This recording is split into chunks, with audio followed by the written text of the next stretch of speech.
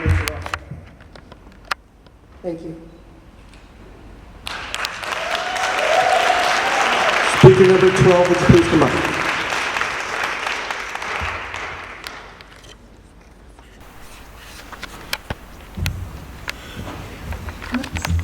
Hi, I'm Lottie Marsh, M-A-R-S-H.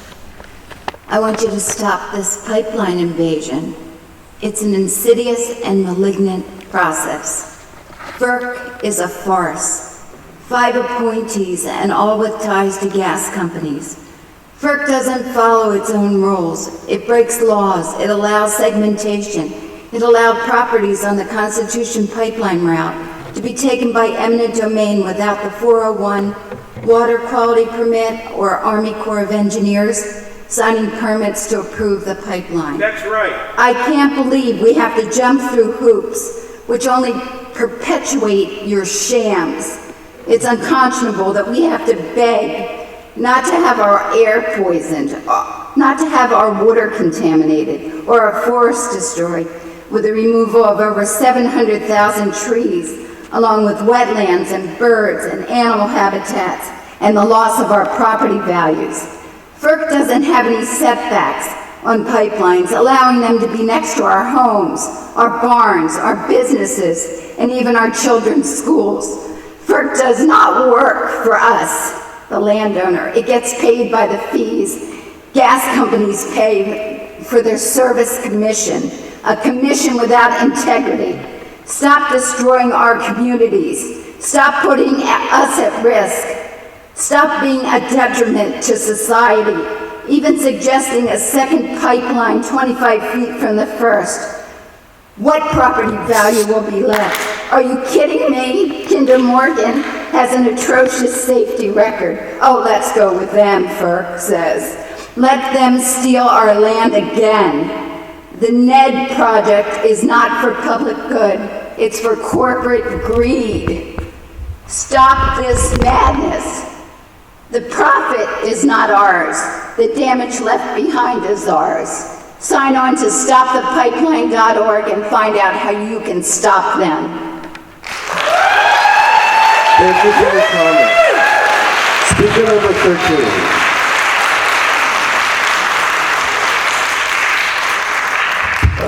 Charlie Pierce, C-H-A-R-L-I-E, P-I-E-R-C-E, from Otsego. I am strongly against both pipelines. According to laws, eminent domain is only for the good of many citizens within the United States. Anything to do with exporting is excluded. Eminent domain is not for the purpose of manipulating our well-paid government workers into allowing the rich to make billions from profits, exporting America's energy for quick profits. I have sat in some law classes. I understand there is already enough pipeline capacity to supply New England with its oil and natural gas needs. Stop using that capacity to export through Rhode Island, Massachusetts, and through Nova Scotia and Canada. We in New York State prize our drinking water here in the breadbasket of America. There are competitions on who has the best drinking water. We don't want another Love Canal or Blenheim or Ganges. My home in Otsego is about 1 mile downhill in a straight line from the proposed compressor station on top of the hill. At least 4 of us living next to 2 Roundup sprayed cornfields in Otsego Village now have cancer. I still hear its cousin, Agent Orange, doesn't cause cancer. Some still defend smoking as harmless. Why would we want more carcinogens in our water, in our land, and in our air? The reason for even more pipeline capacity is to accommodate drilling here in our area. Nobody is fooling us about that. We pay you for we pay your good salaries, benefits, and retirements in our democracy of, by, and for the people. Like an avalanche, our government is being corrupted by big money. Any sixth grader can tell you corporations can't be drafted, can't sit on a jury, can't register to vote, can't be imprisoned, and don't volunteer to carry an M16 in the Middle East. I served my country in the 60s to stay safe and strengthen our democracy, represent us, the people. No pipelines, period. Thank you for your comment. Speaker number 14.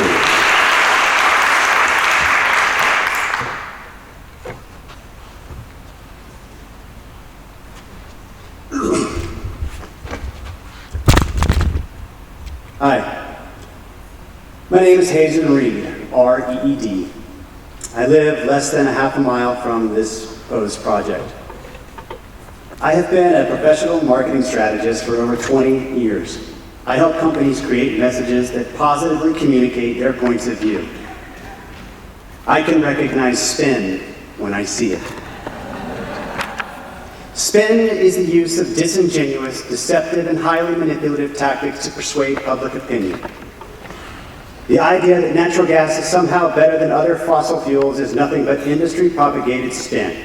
Spin uses trickery and psychological manipulation to cover up something by directing your attention to something else.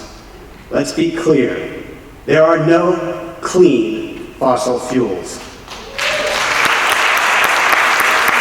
Of all the life forms on the planet, humans are the only species to fundamentally and permanently change the environment and alter life.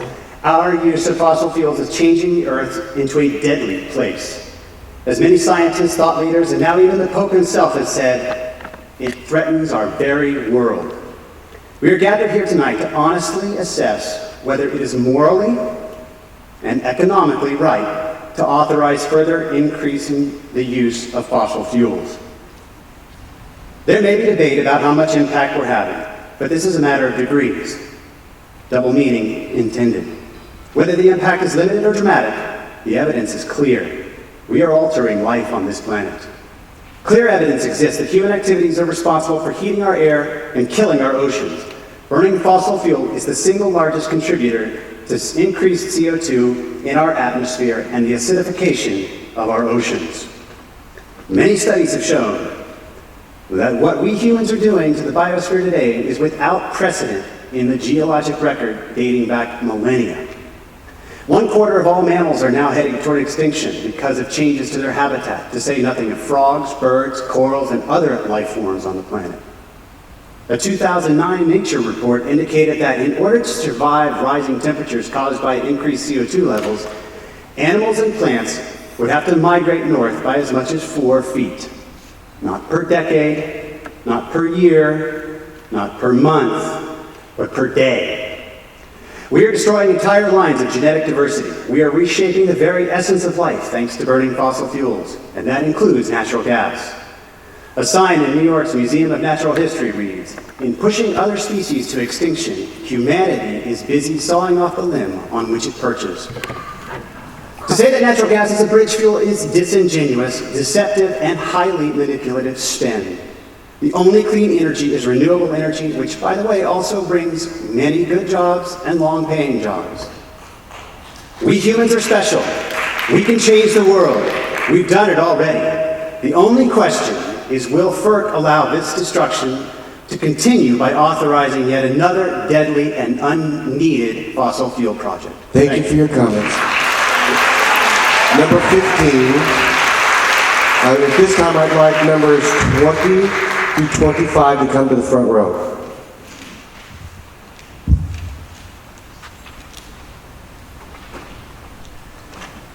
Thank you for hearing us. My name is Janice Cragnolin, Cragnolin, and we're property owners within 1,000 feet of the pipeline, of where the proposed pipelines are going to go through. And now, since there's 2 of them, that makes us within the kill zone.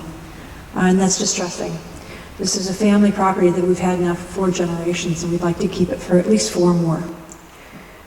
I'd like to read something my 86-year-old mother, who would be here tonight speaking for herself, but she can't make it tonight, so she asked me to read for her. We're here tonight, it doesn't matter what we're wearing, whether it's orange, work, dress, we want the same.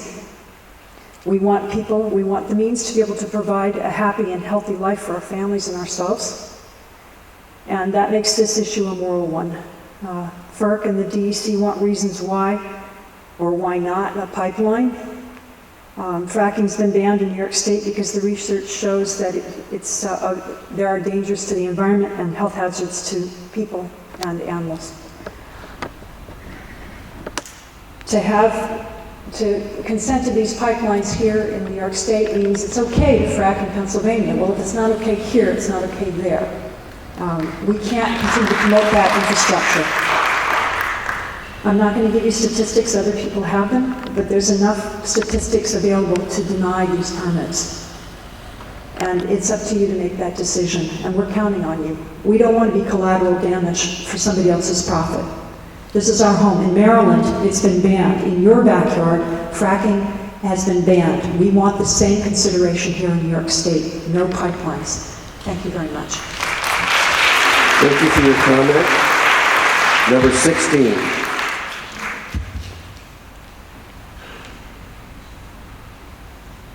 Barbara Loeffler, Loeffler.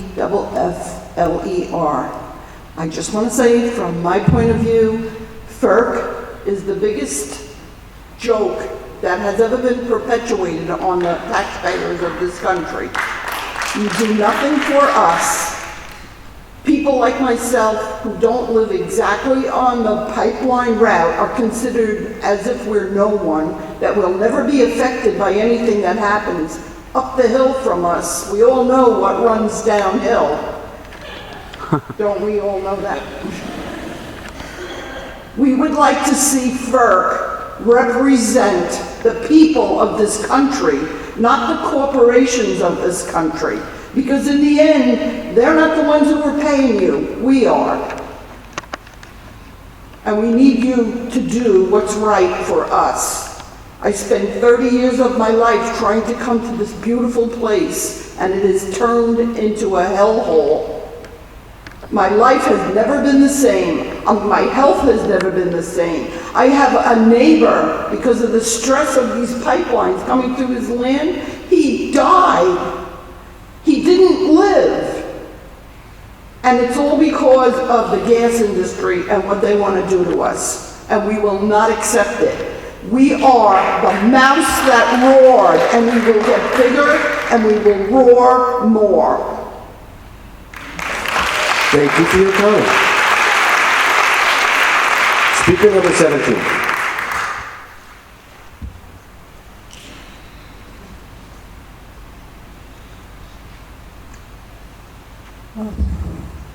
My name is Christina Kerchak, that's with a K, T-U-R-E-C-H-E-K-E-K. I live in Otsego County, Lawrence Township, very close to Otsego.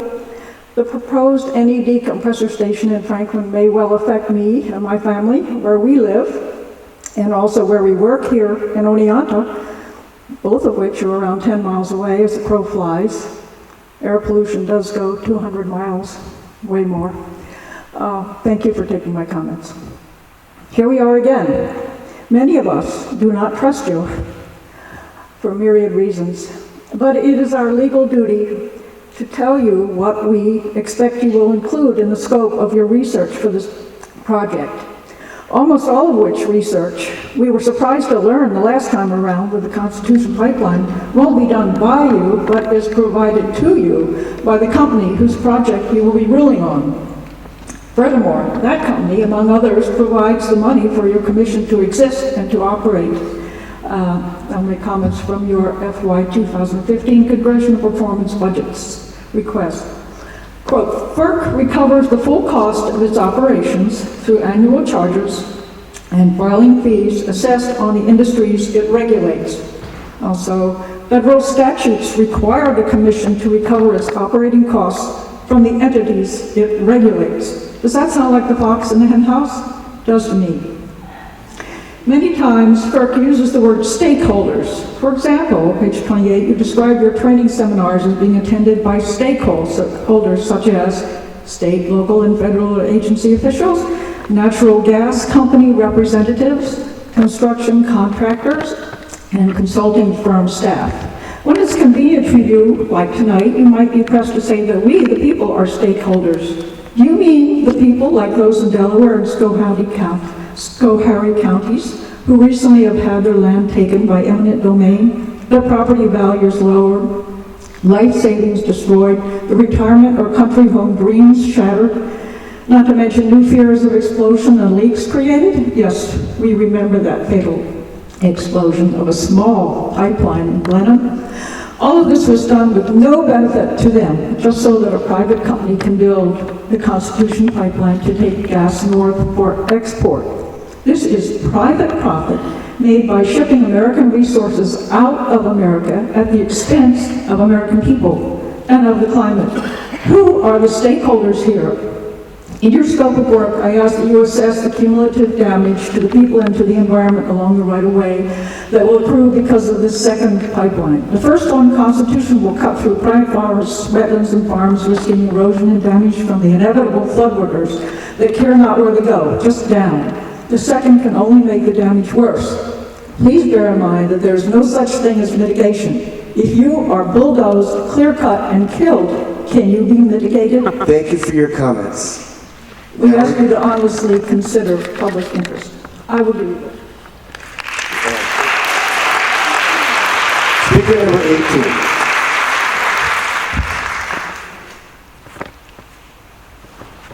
Laura Malloy, M-A-L-L-O-Y.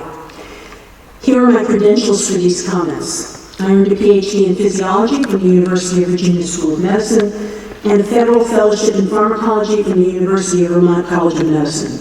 My work has been supported by the American Heart Association, the National Institutes of Health, and the National Science Foundation. I am here to speak against Kinder Morgan's Northeast Energy Direct gas pipeline, and most especially the compressor station proposed for Franklin, New York, because the frequency with which we are confronted by major episodes of environmental contamination is growing. Deepwater Horizon, Fukushima, tar sands pipeline leak, Elk River chemical spill, Dan River coal ash spill, Texas Gulf Coast oil spill. What do these have in common with pipelines? All of these are, in one way or another, the products of frenetic attempts to gain unsustainable or unsafe forms of energy. The compressor station will pressurize fracked gas, taking us down the wrong path and exacerbating climate change. There is cost associated with that. The compressor station will leak, they all do. In fact, compressor stations are more likely to leak than the pipelines themselves. And compressor stations do explode. Such explosions and fires have taken place recently in neighboring Pennsylvania. It took me 5 minutes to find 5 examples, the most recent occurring last March. They have also occurred recently in West Virginia, Indiana, Utah, Oklahoma. And in January 2014, here in New York State, 5 miles outside of Binghamton in Windsor, and let's not forget, of course, Blenheim. And when this station releases gas or flames into our air, the people here will breathe the materials used to extract the gas and the radiation collected with it. And there is cost associated with that. When hydrocarbons, silicates, volatile organic materials, endocrine disruptors, and other toxicants associated with fossil fuel extraction are released into the air, they don't just cause immediate harm. At exceedingly low levels, nanomolar concentrations, petrochemical contaminants can cause not just acute illness, not just cancer, but birth defects, stunted brain development. In March 2014, a research review titled "The Neurobehavioral Effects of Developmental Toxicology" was published in the prestigious journal Lancet. I have the citation for you here. It outlined how industrial chemicals injure the developing brain and are among the known causes for the rise in autism, ADHD, dyslexia, and other cognitive and emotional impairments. This most certainly affects the most vulnerable among us. I urge you to include in the scope of your evaluation a comprehensive review of the behavioral health effects caused by low levels of these materials released by pipelines and compressor stations. Thank you for your comment. Speaker number 19.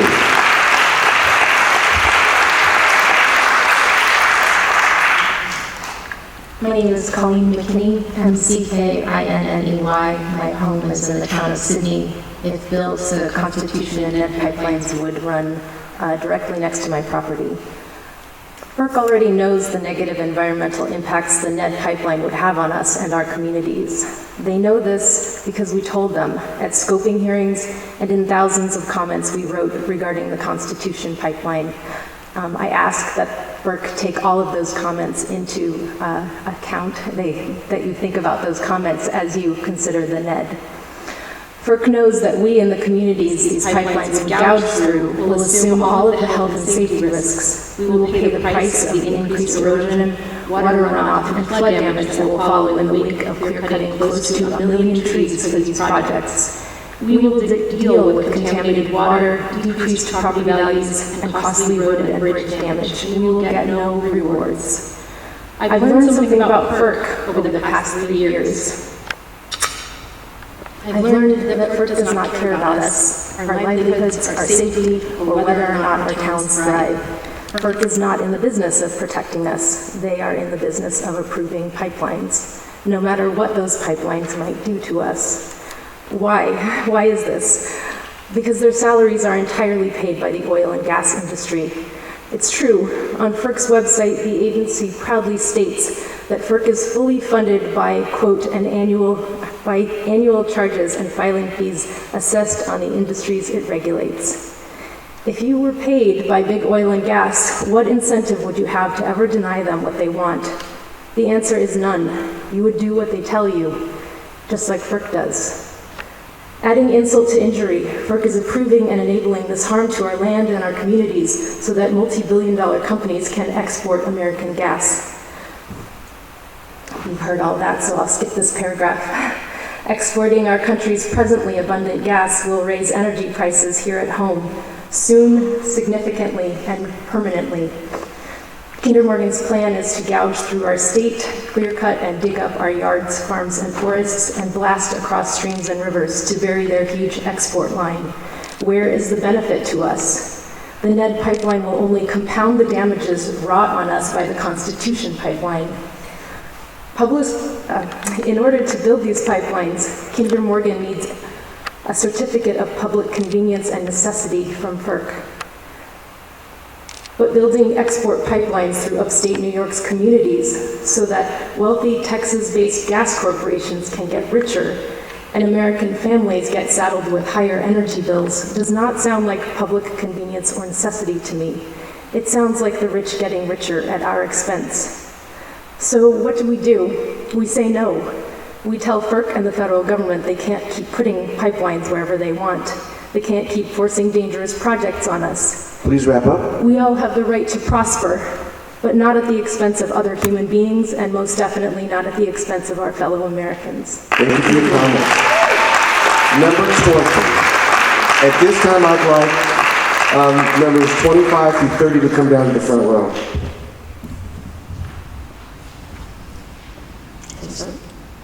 Hi, my name is Emery Carty. G-A-R-T-I. I'm a founding member of an organization called Stop the Pipeline, and I'm an attorney for that group. I'm here tonight to talk to you. I'm going to talk slowly because it seems you have difficulty understanding us. 3 years ago, this room was filled with people. It was vibrant. They were engaged. They were not cynical the way they are now. And I was concerned about the hundreds of thousands of trees and other things that were going to die as a result of this project. I didn't realize that the biggest death was going to be democracy itself. You have killed the spirit that was here 3 years ago. People were engaged. People did what you said they should do at the start of this presentation. They wrote comments, thousands of comments. They put their heart and soul into it. We didn't write form letters. They wrote comments from their heart. And what happened was, at the beginning of February of 2014, FERC issued a DEIS where 24% of the properties still had not been surveyed. And to this very day, there is still not a complete project review that has taken place. Over a year, almost a year and a half later, these properties still have not been surveyed, and that information still has not been given to the public. That is a travesty. And you are the cause of it, because you're concerned about your 3 minutes and not the substance. But it's not too late to redeem yourselves. And how you do that is you do what we have asked you to do before. You need to reopen the EIS for the Constitution pipeline. You need to finish the job that you never did. All of the comments for NED belong in CP 13-499. FERC needs to do a supplemental environmental impact statement for the Constitution that includes NED, because NED is a reasonably foreseeable project. In fact, NED had pre-filed before the commissioners made their decision. NED's impacts have to be considered in Constitution's EIS. Is that clear? NED's comments have to be considered in Constitution's EIS. The docket number is CP 13-499. Thank you. Thank you for your comments. Speaker number 21. Well, that's a tough act to follow. Michael Stolzer and I are switching places. My name is Rachel Soper, S-O-P-E-R, and Michael's going to read for me.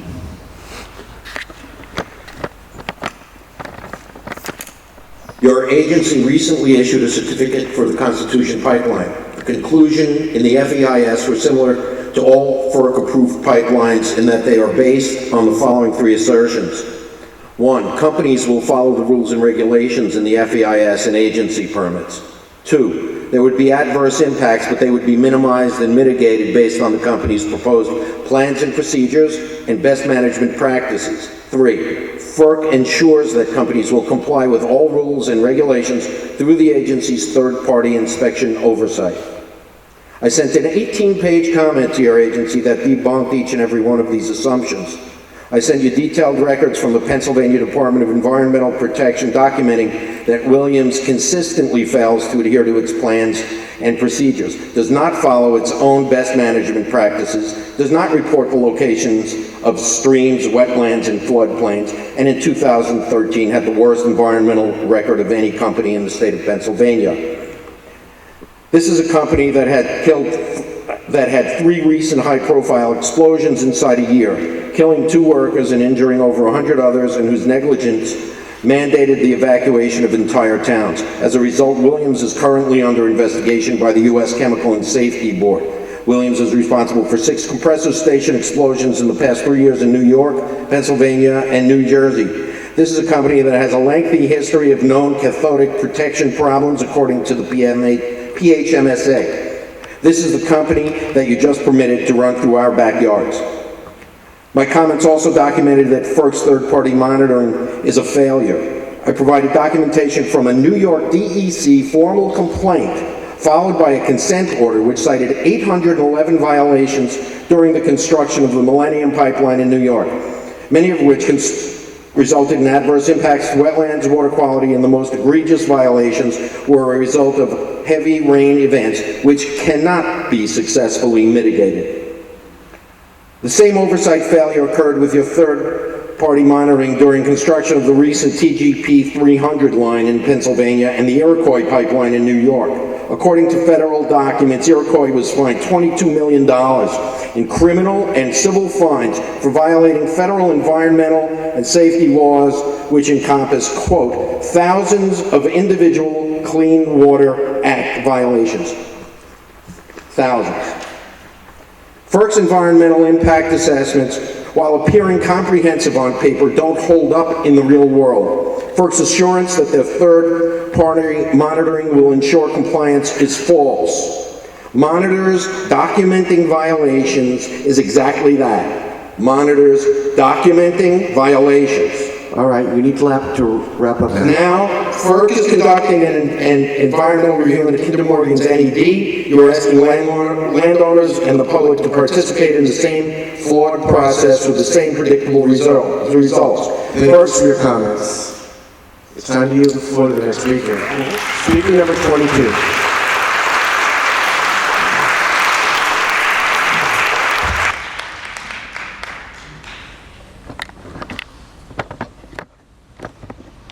I'm Mary Ellen Collier, Collier. I'm here tonight because you invited me